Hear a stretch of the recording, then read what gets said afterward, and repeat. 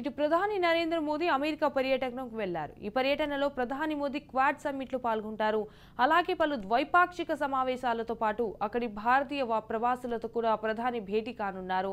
ఈ పర్యటనకు బయలుదేరడానికి ముందు ప్రధాని మోదీ ప్రకటన విడుదల చేశారు.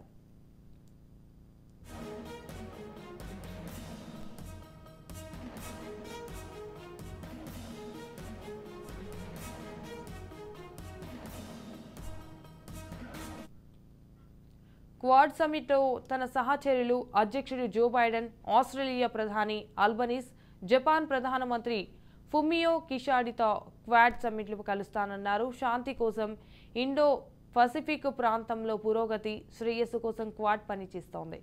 ఇక ప్రెసిడెంట్ బైడెన్తో తన సమావేశం భారత ప్రజల ప్రయోజనం, ప్రపంచ ప్రయోజనాల కోసం కొత్త మార్గాలను సమీక్షించడానికి గుర్తించడానికి వీలు కల్పిస్తుందన్నారు మోడీ. అలాగే భారతీయ డయాస్పోరా, ప్రముఖ అమెరికన్ వ్యాపార నాయకులతో పరస్పర చర్చ కోసం ఆసక్తిగా ఎదురుచూస్తున్నారు మోడీ.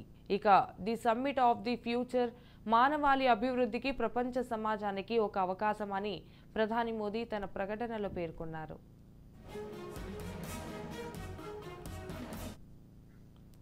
రైట్గా దీనిపై మరిన్ని అప్డేట్స్ మా ప్రతినిధి స్వప్న ఫోన్ ద్వారా అందిస్తారు. స్వప్న, మొత్తానికైతే ఓవరాల్ గా ఇప్పుడు మీరు చెప్పిన దాని ప్రకారం చూసుకుంటే దీనికి సంబంధించి ఇప్పుడు మోదీ ఇస్తున్నటువంటి విషయాలకు సంబంధించి